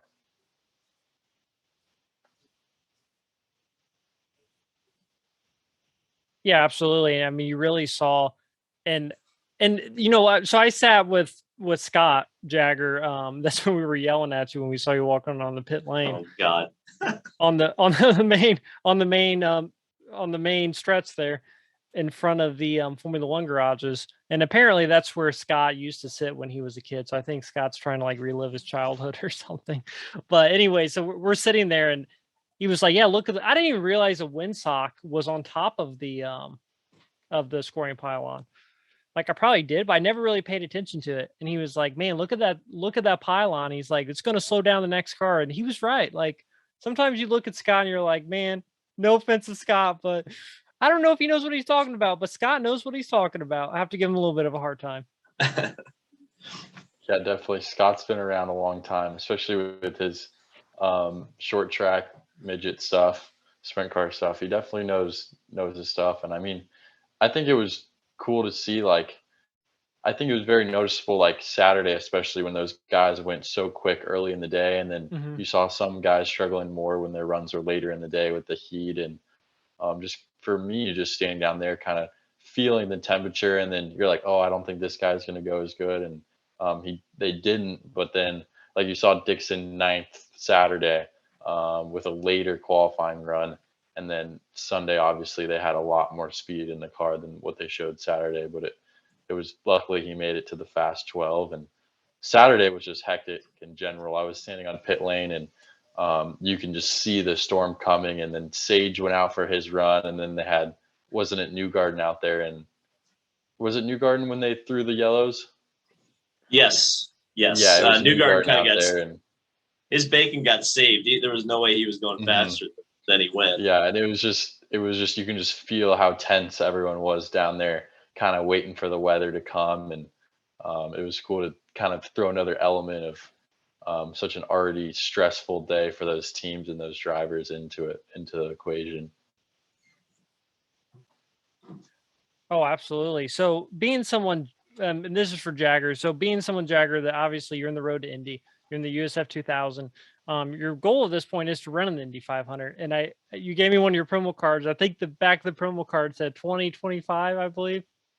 Ooh. Yeah, I mean, So that's just a long prediction, but kind of more of just a goal setting. I mean, the road to Indy ladder where I'm at, it's 2 more steps from here. right, So exactly. It's gonna be that's the 2025. goal. And how old would I be? 3 years, I'd be 22. So I'm 19 Perfect right age. now. So I think that's a pretty reasonable goal that we're putting out there. But you never know. A lot of things can change from now to then, but kind of just more of a baseline, nothing set for sure by any means. Right. No, absolutely. But no, I definitely think, and I think David would agree that you're definitely going in the right direction, and I mean, you're leading the points right now. So that's definitely, I think you're doing everything that you need to do at this point to get there.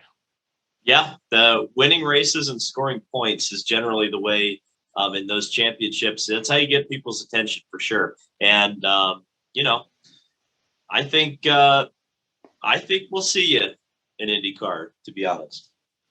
Yeah, well, I hope as well. And like you said, it's important to win and score points and kind of just keep moving your way up. And that's what we're trying to do right now. I'm just trying to put everything I really have into trying to be the best I can, showing up at the racetrack every weekend. And I think, like you guys were saying, if I can kind of keep my head down and keep focusing on that, limit mistakes, is going to be huge. Just through such a stressful championships where there's a lot to win at the end of the year, and with really competitive people as well. So that's the goal. And I mean, even when I was doing the NASCAR stuff, I think the Indy 500 is something that's always been on my mind to run. You see so many people, Jimmy Johnson, Tony Stewart, Robbie Gordon, Kurt Busch, all come over and still do the Indy 500. So the Indy 500 was never off my radar. I mean, it's my favorite race to watch every year. And even now more, I think this year, just being here so much and kind of having a new perspective of the 500 will be super cool to watch this year. Yeah, the talent that the 500 attracts is just it's incredible. Everybody wants to win it, particularly American drivers. Like you mentioned, I mean, the fact that Jimmy Johnson, the man does not have to put it on the line anymore. He's got nothing left to prove. But he's showing up, run 231 miles an hour, qualifying for the Indy 500, and he's going to try to win it. And he positioned himself in a great car to do it. So that's one of those things that's just, it tells you something about this race and how much it means.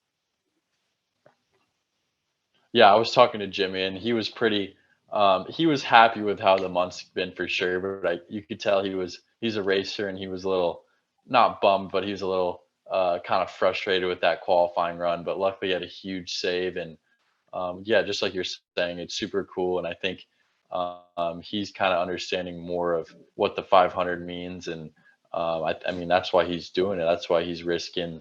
I mean, every driver out there is going to risk 243 miles an hour is what they showed on the speed chart on Fast Friday. And I mean, no matter how safe you make the cars, 240 miles an hour is 240 miles an hour. Yeah, and that's what's so exciting about Indy is that, and it's something we've kind of lost in the last couple decades, but we have the speed progression back.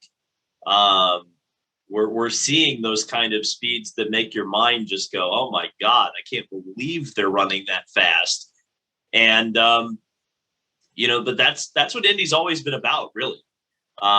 It's been about the speed, about the progression. And that's what makes it, it's one of those elements that makes the race the race. Oh, absolutely. So we got 2 Hondas on the front row, a Chevy. What do you expect with the engines, David? I mean, do you think it's going to be a Honda? Well, obviously you said Palou, but how do you think the engines manufacturers are going to fare in the race as far as Honda and Chevy goes on who's going to have? I mean, the Chevys obviously are quick during qualifying. But who do you think has a better race engine? I think it's way closer than we thought it was going to be originally. Sure. I mean, I think I'll boil it down really simple. I think chassis and car wise, Ganassi, engine, Chevys. But I think it's a little more complicated than that. But I think there's so many Ganassi cars that it will show that the Hondas are stronger than maybe they actually are. Right. However, I do feel like cars like Sato Honda and Elio Honda are strong and could win. But I think on the whole, the Chevys got a little bit more poke in the race. Yeah, I think Sato is a name everyone keeps kind of saying is kind of the sleeper. Someone definitely should not sleep on, is someone who definitely, I think he's definitely going to be there near the end. He has been, obviously, he's won the race twice, probably should have won it 3 times. So he's definitely going to be there. He knows, there's some drivers that just have the track figured out, and he's definitely one of them. I think for Sato, I think his bravery is just kind of what not carries him, but I think that's his biggest asset going in the 500. Like you're saying, 240 miles an hour. You have to risk it. I mean, you have to go for it. And I think a lot of drivers play it safe at some points in the race and kind of realize the danger. And me as a race car driver watching Sato, he just looks like he has zero fear going out there. I think that plays a lot into his strengths on the ovals in the IndyCar. And he's fun to watch for sure. And I think he's always competitive here.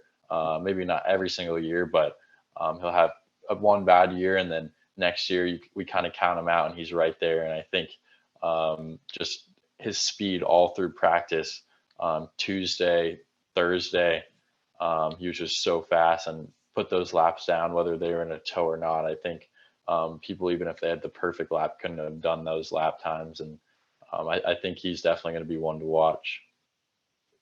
Yeah, we make a lot of toes, don't we? But I think it was actually Jimmy who said it to me, which was a fast race car is a fast race car. And if it's going fast in the draft, or if it's going fast by itself, it's quick. So I think that's the thing with Sato, is that, you have to have the car to top. It doesn't matter how big of how much help you got at the end of the day. It matters, is the car capable of going that fast, to your point. And that's what I look at Sato. And then when I talk to Sato, the man is confident. Like he feels just relaxed. He feels excited. And you have to remember that he's won for the last 2 teams he's raced for. So going to a new team seems to invigorate him. And I would not be surprised one bit if he's up there toward the end of this thing. And Dale Coyne cars always are. Sorry, Jagger. That's just what I was going to say. I was just going to say, Malukas has been quick, and that whole team looks pretty strong. Well, through the years, I mean, remember David James Davison very well could have won the race. Yeah, started last in a backup car that he didn't even qualify. Which that was really the turning point for Dale Coyne Racing, was 2017. Bourdais got on that team, kind of turned him around from an engineering perspective and performance perspective, and then you've had some competitive cars in the past. Past that point, Santino, I think, finished 3rd or 4th in 20, and now Sato's proving that car is just as fast as it's always been. Oh, absolutely, and I think another team that I think some people may count out, I definitely don't, but they were very strong last year, was Reinbold Racing. No, don't count them out. Not at all, because those two drivers were top 10 drivers last year. And Sage went from the back row to 7th. So, and the fact that they had both test days with both cars, Santino has already run a race this year at Texas, so he's in the groove. They're starting much better than they usually do, and they have the Chevy, so they have all the elements to surprise, in my opinion.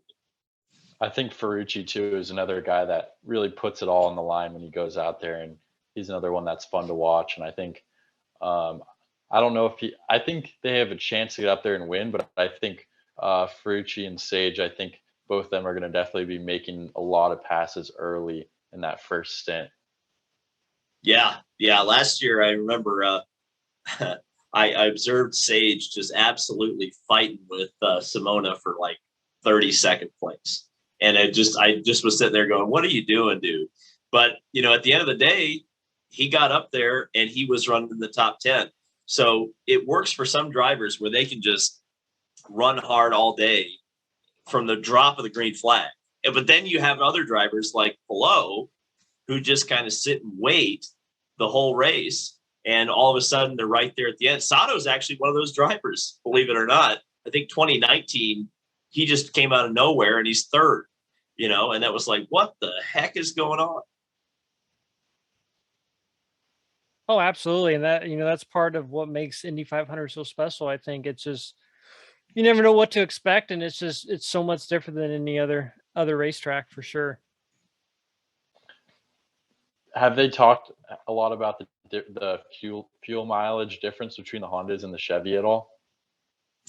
They usually keep that pretty I know, close to the vest. I haven't really heard too much yet, but usually when race day rolls around, they kind of, on the broadcast, they kind of have a little bit of a insight into what's going on. But yeah, I'm trying to think.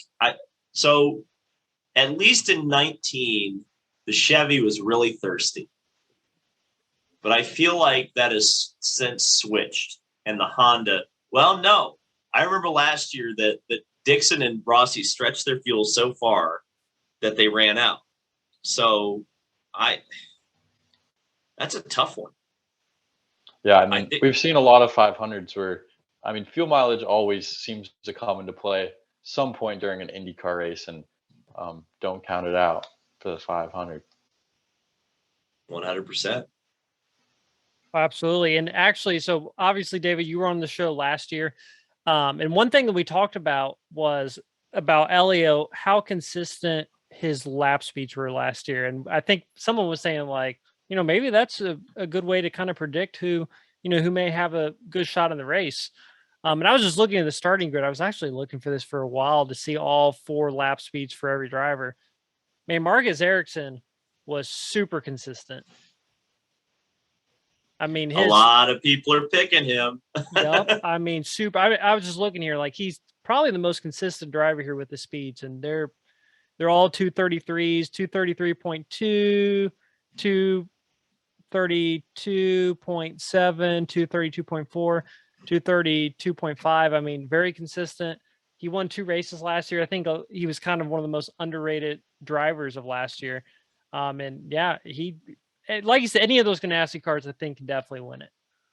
Here's the only thing I have, and this is where I don't trust Erickson, is that let's create the scenario where with 10 laps to go, it's Marcus Erickson and Tony Kanaan. Does Marcus in what world does Marcus Erickson outfuel Tony Kanaan? That's the problem I have with picking a guy like Erickson. Is I have not seen him be able or willing to lay it on the line the way that Elio did against Flo last year. That's experience. That's what I look for in Indianapolis when I'm picking a winner. And that's kind of the thing that I think Flo learned last year was what Absolutely. It took. And so and Erickson hasn't been in that position. Yeah, I mean, I don't think Pelot really stood a chance last year. I mean, he's racing against someone who at that point was a 3-time Indy 500 winner, driven to the race for 20 years or whatever. Just all of that experience. Elio knew exactly what he was doing, and he was kind of playing Pelot. I mean, kind of like a puppet on a string. I mean, he knew exactly what he was doing, and he passed him the right time. And like you said, this comes down to experience. And when you look at someone like Rinus VeeKay or Marcus Erickson, like we were just discussing, like I don't think, and this is something Scott was saying last night, like he doesn't think Rinus VeeKay has the racecraft to get it done. And I would probably agree with that. That's the thing, is that he might not, but I think his car is so fast, and if the conditions are what we're kind of expecting, where it's going to be hot, if you have a dominant car, you might just be able to stay out front. Right. and just everything kind of goes your way, and then he could definitely be there. No, you're 100% right on that. Yeah, I definitely agree though with how big of that experience probably was for Palou last year. Because not only do you go rewatch that race and kind of learn from what you could have done differently, you also go into a whole month of practice knowing where you need the car, knowing where you need to improve on your driving if you are in that situation again. So it's not only the experience last year, it's the knowledge you have going into this year, trying to figure out. Because I think a lot of times, just as a race car driver, what you can often struggle with, especially with such a new experience like the Indy 500 is for a lot of these guys. It's kind of figuring out what you want in the car. And I was talking to one of the guys that works for what team was it? One of the guys that works on Elio's car, and we were talking about how much experience they have with Simon and Elio there, and it was just what they really alluded to was they know what feel they want in the car. And I think a lot of the rookies kind of struggle, even not even a rookie, but the first 2-3 years until you have a good run, you kind of are searching for what do you want in the car and what's going to be able to win on race day. Well, you look at Indianapolis and you see how many people are repeat winners at the 500.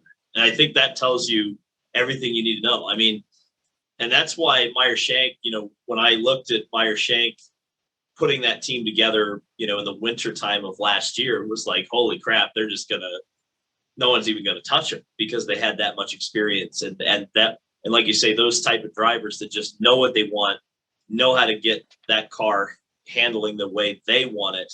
That was what Elio did. That was so fascinating last year. Was because Shank was really just nowhere for the longest time, and all of a sudden they get Elio and they win the 500. So that just kind of tells you the difference of and nothing against the drivers who were running those teams or running with those teams at the time, but it was just like when Elio got there, the level of poker or the price of poker went way up. Absolutely. And, it kind of reminds me, Elio going to Michael Shank last year kind of reminds me of Weldon going to, Herta Autosport, where people are like, well, that's kind of weird, but look, Weldon won the race. Obviously different circumstances of what Elio won the race, but, once again, Weldon was one of those drivers who, there was 2 or 3 other years in the Panther car that he finished, top 4? I know there was one year he finished like second. I mean, he was always there. And, kind of like we were saying, just one of those drivers that just had it figured out. And, even being with a team that you wouldn't expect would win the race, it's just the experience level, I think, outweighs that at some point. And, I mean, Kanaan he was in probably the best car for years. I mean, Andretti Green car, and then he goes to KV Racing and then finally wins a race. Yeah, and that was amazing too, wasn't it? Is that him winning that race for KV? It was like, wow, it's like that was a surprise. I don't think a lot of people expected that team to perform that well, but that shows you how important the driver is in this equation. Oh, absolutely. I think a lot of it is too, like when a smaller team knows they have Tony Kanaan coming in or Elio Castroneves, I think their confidence goes up. They really trust in what their driver's saying and they really go in that direction. And I think it's kind of, yes, it's the driver, but I think it kind of changes the atmosphere on the team as well. And I think veterans have such a huge advantage, especially with IndyCar not really doing a lot of big oval racing anymore. I mean, they go to Texas, but back in the day, it seemed like they had a lot more similar races, a lot more oval racing than just the few that they have now. And I think that can be hard, especially since a lot of these rookies coming over, or not even rookies, but young drivers coming over from Europe, coming from the Road to Indy ladder, where there's not a lot of oval racing, even in no oval racing in Europe. And I think it takes some time to kind of figure it out. So how big of a factor is Jimmy Johnson's NASCAR experience going into the I 500? think it is helpful. I think having a lot of 500-mile races, I think that's been talked about a lot. I think you were asking him about that on one of your vlog videos. I think that does help. I think the 500 is a race of attrition, and I think he kind of has that under control. I think oval racing is very different, but I think NASCAR compared to IndyCar, but I think there's a lot of similarities, and I can't really tell you what I'm trying to think what I think it is that helps. But you see Kurt Busch having done no IndyCar races, comes run. What did he finish? 9th at the 500. Tony Stewart coming over, doing really well. Some other Robby Gordon, obviously he's kind of raced a lot of everything, but I think there has to be some correlation between the two. Just seeing guys' success that have come over from NASCAR into the Indy 500. Well, I think a talented race car driver is a talented race car driver, right? They're going to be able to cross. I mean, I think Scott Dixon would be able to go over to NASCAR and he would be competitive, given the right opportunity. I think a lot of those guys, the open wheel guys who tried to cross over in like the mid to late 2000s, didn't quite have the right opportunities. But yeah, I think you can look at those guys and say, okay, Robby Gordon, Tony Stewart, and Jimmy Johnson, like those guys are the top of the top, and they're coming here and they're performing exactly as expected. I think if you had, Ricky Stenhouse, well, no, I wouldn't even say Stenhouse, because I think he's an open wheel guy, so he'd probably be able to figure it out. Let's say David Reagan. I think David Reagan would have a much more difficult time coming over here and adapting, because he's never, number one, he's never been at like a top flight Cup driver. But the other thing is he doesn't have that like adaptability. And even Jimmy Johnson came from off-road racing. A lot of people forget that. He wasn't always a stock car guy. Yeah, for sure. I 100% agree, because me doing the NASCAR stuff, we race pretty much only on ovals, and we'd have a few road course sprinkled in, and me just even having a go-kart background, doing some off-road stuff, kind of driving some road course cars here and there. We went to the road course. I was outshine my teammates and other drivers around me that have only done oval racing at the time. And I think just that adaptability, I think it's huge. I mean, I think it's a reason why I've done so well in the open wheel stuff this year, coming in without a lot of open wheel experience. I think that's huge for Jimmy. And I think he's kind of trying to break those NASCAR habits on the road course stuff. And I think it's hard. It's not easy by any means on the road course stuff. But I think the oval stuff definitely correlates a lot more than the road course stuff, obviously. But I think like what you're trying to get to is there's a reason why those guys made it to the top of their sports, because they were the elite of the elite. And I think coming over here, they're still the elite of elite drivers, and they're just having to adapt to a new style of racing. And we can see it's been done before. Well, everything Jimmy has told me about the transition from Indy cars to stock cars, or vice versa, his biggest challenge is braking. Is that what you have experienced in your transition? Yes, that was, that's actually a big conversation I had with Jimmy. The braking you almost can't even use the same word for it, of how different it is in a NASCAR versus what it is in an open wheel car. The brakes, the pedal just is not the same at all. In a NASCAR, braking is to slow you down, but it doesn't really affect too much of the corner. It's more just kind of there to correct the speed. In the open wheel stuff, you go into the brake zones and you use all of the force you have in your leg to mash on the brakes as hard as you can. And in a NASCAR, if you used a fraction of that much brake pressure, your all four tires would be locked.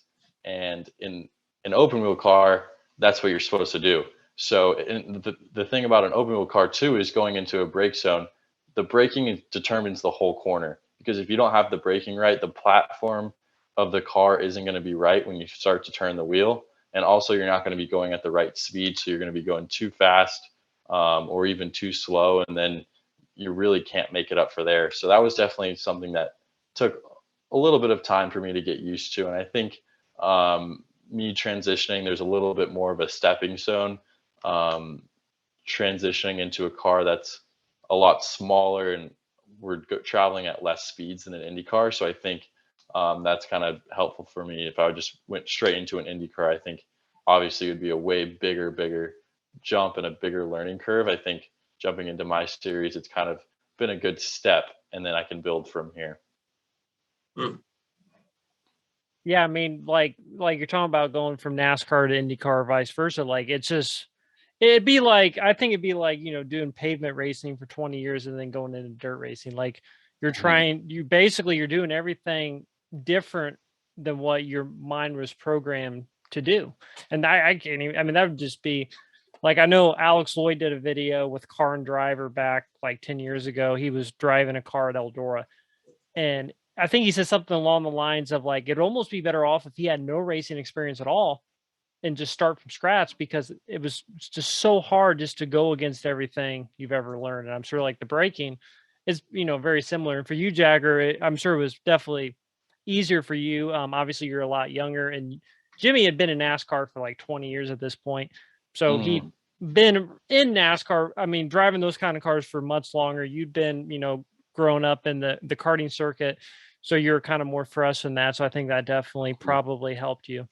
I think another thing, which kind of can sound crazy, but another thing that helped me a lot was even while doing all the NASCAR stuff, I would still go on my simulator on iRacing and go drive an Indy car at Laguna Seca, or just to have fun, because I've appreciated all types of racing. I love road course racing.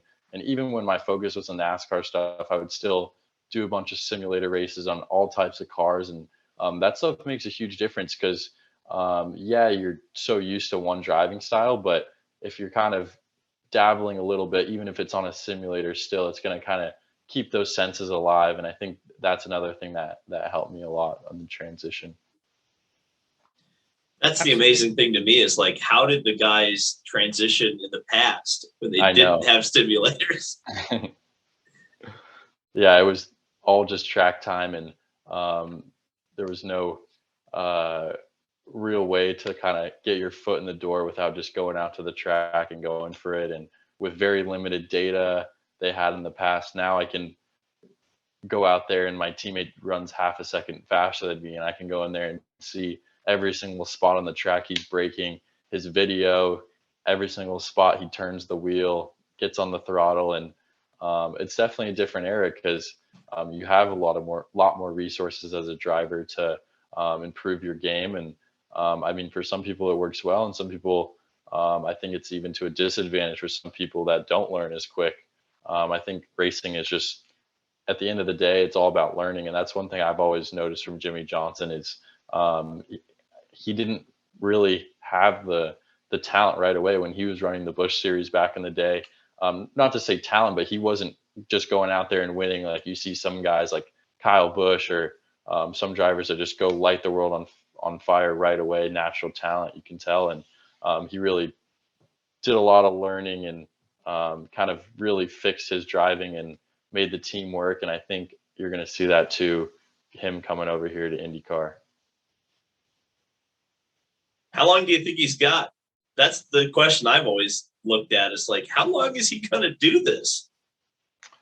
I don't know. I don't really know that either. I mean, I think coming from NASCAR, where they race 38 times a year, transitioning into IndyCar, where it's definitely an easier schedule for him.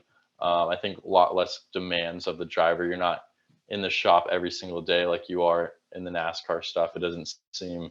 And like he was saying, so I think that's definitely going to make him last a little longer with his kids growing up and his family life.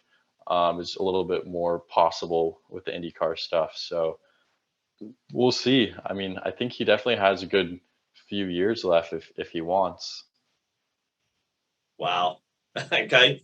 I'm just, this is the thing as a fan that's crazy to me, is just to realize that, years ago, Jimmy Johnson as a full-time IndyCar driver, and we're on the eve of him running his first Indianapolis 500 is just, it's insane. And especially at his age, you know, I would have believed this a heck of a lot more if this was 2007, but this is 2022, Sure.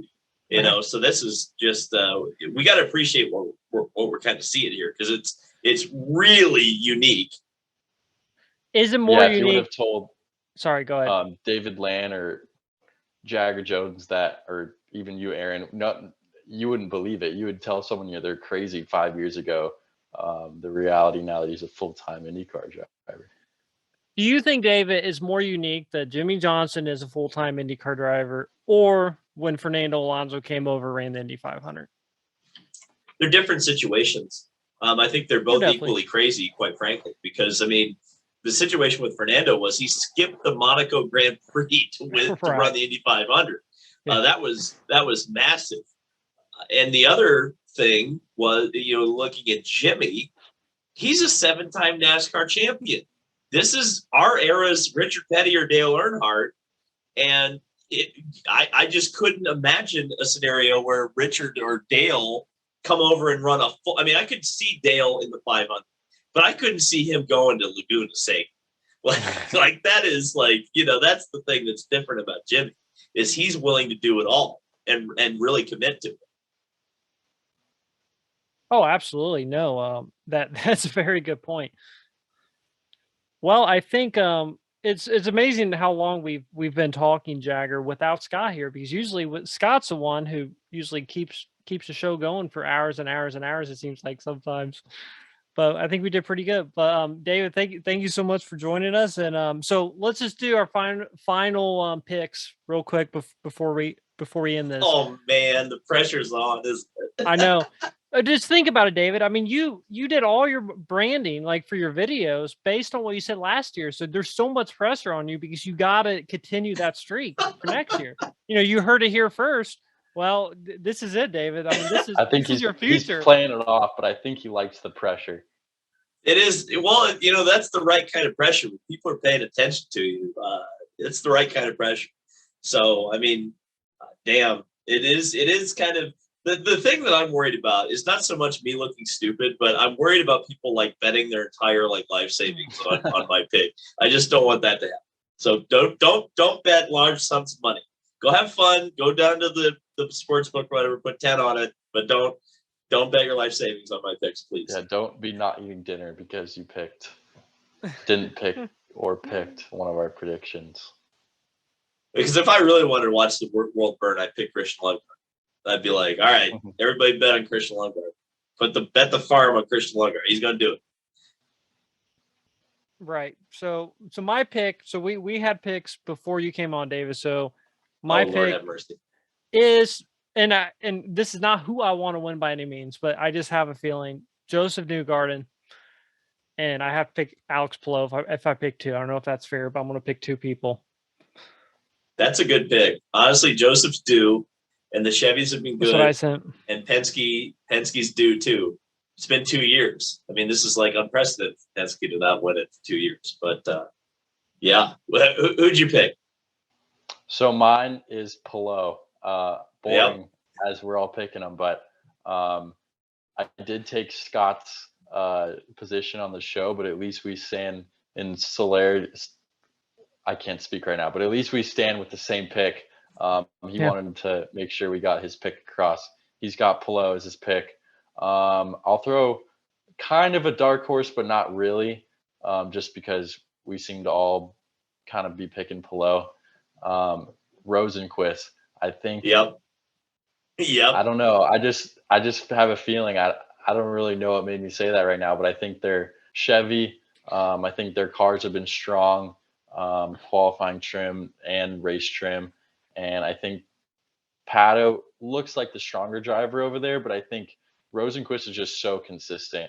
And I think that's going to kind of play into some strengths for the 500-mile race. So he's kind of a dark horse. I don't know if you could call him a full dark horse, but I think you're right. I mean, I'll tell you that the one thing that I've noticed about Rosenquist, his car looks really good in traffic. So and he's been quiet, and that's sometimes the quiet guys are the ones who win this thing.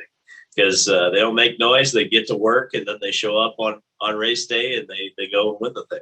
But I mean, Palou is far and away the favorite, in my opinion, more so than Dixon, because number one, his qualifying effort was more consistent. So I look at that. And also, you know, I think he's a younger driver, which he's a younger driver, but experienced. So he has that aggressiveness, but also I think he doesn't quite know the alternative like Scott Dixon does, where Dixon's ended up in the inside catch fence before trying to win it. I think Palou has that edge. He's the top guy now and will be. He needs an Indy 500 win, I think, now that he has a championship, especially. So I think Palou is the obvious choice, but I think Rinus is just as obvious. I think Rinus has got a really good car. Every time I've talked to him, he has not seemed like he's really stressing about it, which says to me that he's got a little something extra. Now, I think Scott is right that he hasn't been in that situation yet. And I'm kind of going against my Marcus Erickson observation, which is he hasn't been in that duel yet. And so when you're in that duel, how do you win that duel against a Tony Kanaan or a Scott Dixon or an Elio Castroneves? That's going to be the challenge for Rinus. I think he's got the car. I think he's got the talent, and I think he's got the kind of good mojo right now. But that's going to be the thing he's going to have to overcome, is that duel at the end. And the reason I kind of want to lean towards VK at this time is the conditions. I think if he's got a car that handles, and he's got a car that'll work in traffic, and if the Chevy engine is more torquey than the Honda at those kind of weird rev ranges where if he's in traffic and he's having to lift off the throttle and get back on it, I think that's probably my pick right now. If I'm not picking Palou, is VK. You heard it here first from David Land. Oh God, oh God. This will be on your video for May in 2023. Yeah, this will be the next one. Otherwise, it'll be like a PSA to not gamble your life savings. Yeah. Man, I was honored though to be on that, because I was watching. I saw you post that on Instagram. I'm like, that's me and Scott. Well, I remember you guys immediately after the race. I mean, we hadn't eaten anything all day, and we were chowing down on some Chipotle. And I remember you tweeted out that said, well, he really did pick it. And you posted the clip from the podcast. I was like, oh yeah, I did say that. I think I went on 3 or 4 different podcasts. I don't know how. That's the crazy thing about that. It's like I stayed consistent too, which is tough to do. I didn't just go and pick randomly. It was pretty measured. But yeah, that's a once in a lifetime thing. Hopefully. If you guess it again this year, I think you're going to have some people contacting you next year before they go to Vegas. I might have the federal government starting to knock on my door asking if I'm fixing the races or something. Hey, you may, and I'll say a quick funny story before we go. But so I have a buddy. So I know this guy who in 2016, and I wasn't there, but I confirmed this story, and it actually did happen. He went to Rossi, I don't know. Rossi was at some signing the week before the 500, and he said, "You're going to win the race." I had a dream, you're going to win the race. And Alex just looked at him like he was crazy. And obviously he won the race, which is just a crazy thing. So, and I mean, back then, who would have guessed that? I mean, that'd be like saying, I mean, there's so many drivers you could say that you wouldn't expect in a million years to win the race, but. I remember about Rossi at 16. The one thing that did, I think some people forget, is that he was pretty quick in practice. And there was a time where he was I think I remember thinking of him as a possible Fast 9 guy. Mm-hmm. I think he qualified 10th. And the only reason he wasn't in the Fast 9 was that he didn't ever requalify. He went out the first thing in the morning, ran his 4 laps, and then never tried to requalify, which Hinchcliffe did and got the pole. So I do wonder if Rossi had gone out there and qualified again, if he qualified better. But the way Rossi ended up winning the race was not through raw speed; it was through the strategy and maintaining that fuel number that got him there. So But Rossi did run the fastest lap of the race in 16, and he was a lot close. That's the thing. Rossi's win was not like, it was shocking, but it wasn't as shocking as maybe Stephen Wilson would have been if he'd won it a couple years ago. That would have been shocking. Yeah, I think too, the Andretti cars were so strong for a few years there when Alonso first came over, even when Hunter Ray won, like the Andretti cars were really good for a few years. Oh yeah, that was the team to beat. It was always like, okay, which of the Andretti cars is going to win, particularly in 7th. That was just like, that was their peak strength. And look where they are now. But who said that? And one name, real quick, David, that you have not mentioned that I was actually really surprised. It made me think of it because Alexander Rossi, who was calling a strategy, obviously Brian Herta, and you already know what name I'm going to say, Colton Herta. That name has not been brought up, I think, during this whole time we've been doing this podcast. There was one person I've heard this whole week bring up Colton Herta's name. It was Rinus VeeKay. He said he had a good car. He thought Herta had a good car in traffic. That's the only person I've heard say that. However, because he's my pick for the win, I think he's worried about Herta. So it's interesting. But the reason he also wasn't worried. He was worried about Herta, but not worried about Herta at the same time because he was starting in the back. And that's going to be the big problem for Herta and Elio and McLaughlin is Rossi. That they are going to have Rossi. They're all going to have to come through that traffic. And I think we're going to have a lot more yellows than 2 this year. I'll just put it that way. I think we're going to see some guys really take some chances to try to get up to that field, and especially at the beginning. And cautions breed cautions, as we know. Absolutely. Well, I think it'll definitely be a great race. And David, thanks so much for being on as always. And before we go, obviously we got to do a quick merch plug. Yes, absolutely. You can go get merch at race92.com/David. Let me start my video again. Here. Hi. Race 92. We just put some new merch out, which is great. I was wearing, actually, we've got a video. I wore the video or the shirt in, what was that? I'm running. I honestly am forgetting days. That was yesterday, wasn't it? Was that yesterday? Monday practice? Yeah, today is Tuesday, right? Yeah, Tuesday. I wore just the generic logo shirt that we thought would be a great idea yesterday. And you'll see that again in another video that's top secret that will come out later this week. But yeah, people were asking for more merch. We got it. And it sounds like we've had quite a few sales so far. So that's good to hear. How many stickers you got left? Not many. It's great. The stickers are insane. How much people are like eating that up. We got to get those up on the website. People who aren't at the track are like, we want to buy them. It's like, holy smokes.